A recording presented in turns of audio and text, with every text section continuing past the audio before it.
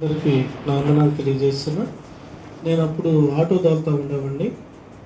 Auto తోలుతా పరిశీలన చేస్తూ ఉండేవాడిని. తల్లి ముఠా మేస్త్రి. ఆ ముఠా మేస్త్రిలో ముఠా తీసుకొస్తాకి వెళ్తూ ఉండేవాడిని. అప్పుడు అమ్మాయి జయశ్రీ సుమారు ఒక 2 సంవత్సరాల పాప. అమ్మాయికి రక్తం నీరులాగా అయిపోతుంది, అమ్మాయి చనిపోతుందని వాళ్ళకు ఒక చిన్న డౌట్. నేను చెప్పాను, నీ అమ్మాయి సజీవురాలుగా ఉంటుంది, మరణాన్ని జయించిద్ది, అమ్మాయి చనిపోదు, మీరు చర్చికి వెళ్ళమని చెప్పేసి చెల్లికి చెప్పేవాడిని. వాళ్ళు అనిలు విగ్రహాలు అస్సలు ఎవరు కూడా చర్చికి వెళ్ళేవాడు కాదు. అయితే వాళ్ళ నాయనమ్మ అమ్మమ్మ చర్చికి వెళ్ళేది, ముస్లిం వెళ్ళేది. నేను బైబిల్ చదువుకుంటా అలా చదువుతూ ఉండేవాడిని. అలా అప్పుడే చర్చికి వెళ్ళా, తర్వాత చర్చికి వెళ్తా మొదలుపెట్టారు. తర్వాత నేనేం చెప్పేవాడిని అంటే, నిశ్చయంగా నీకు మగబిడ్డనిస్తాడని చెప్పేసి నేను వ్యవస్థను మాట్లాడుతూ ఉండేవాడిని. తర్వాత 17 సంవత్సరాల తర్వాత అమ్మాయికి మళ్ళీ గర్వాన్ని దేవుడు ఇచ్చాడు. ఇచ్చినప్పుడు పొన్నూరు హాస్పిటల్లో తీసుకెళ్ళి చేర్చారు. తల్లి బిడ్డకి క్షేమం ఉండదు, ఎవరిని ఒకళ్ళే బతుకుతారని చెప్పి డాక్టర్లు చెప్పారని. ఆదివారం రోజు తల్లిగారు నాకు ఫోన్ చేసింది.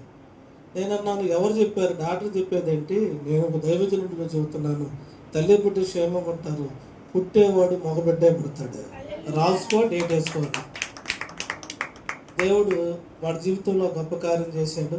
ఈరోజు జయశ్రీని కూడా దేవుడు 17 సంవత్సరాల పాపకి మంచి 8 సంవత్సరాలనా 15 సంవత్సరాలు. ఎప్పుడో ఆ బిడ్డని లోకాన్ని విడిస్తాడని చెప్పేసి అనుకున్నారు, కానీ సజీవుగా ఉంచాడు. ఈ బిడ్డని ఇంకా దేవుడు మంచి ఆరోగ్యం ఇస్తాడు, ఇంకా మంచి బలాన్ని ఇస్తాడు.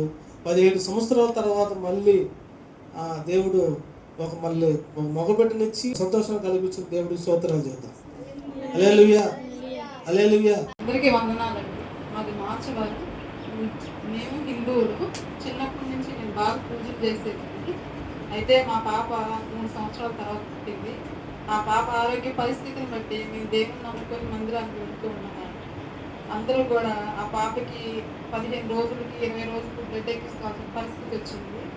అలాగా దేవుని నమ్ముకొని ఎత్తున్నప్పటికీ కూడా అందరూ మమ్మల్ని చూసి హేళన చేసేవాళ్ళండి.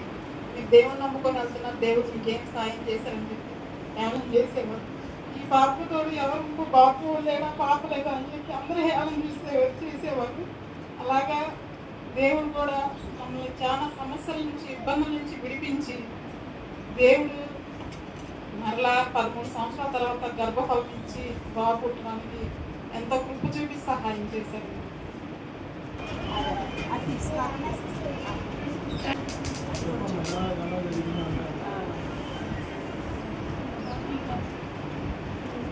అన్న మాకు పాప పుట్టినప్పుడు పరిచయం ఉంది. ఆటో తోలేటప్పుడు అప్పుడు పరిచయం అవ్వాలి. మీరు ఇలాగ పాప బాగున్నప్పుడు మందిరంకి వెళ్ళండి అమ్మ అని చెప్పి ధైర్యం చెప్పి మాకు ధైర్యం చెప్తా ఉండేవాడు. వచ్చినప్పుడు అట్లా మాకు ధైర్యం చెప్పేవాడు. అలాగా అన్న పరిచయం. బాబు కూడా తర్వాత ప్రార్థన అన్నం ఎక్కువ బాగా చేసేవాడు. తర్వాత ఇలాగా చెప్పాడు బాబు పుట్టాడని చెప్పాడు.